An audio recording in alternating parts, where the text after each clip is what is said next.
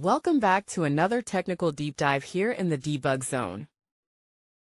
Today we're tackling a big question and breaking it down with insights from other users.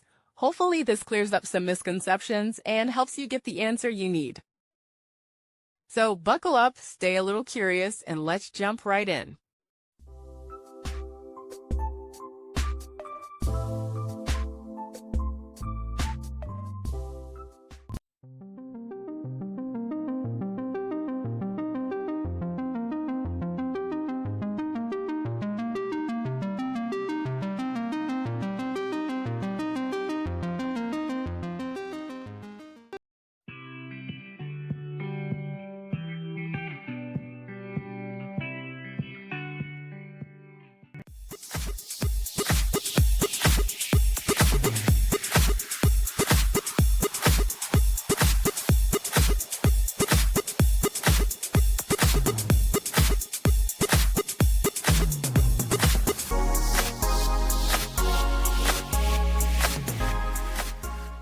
And that's a wrap.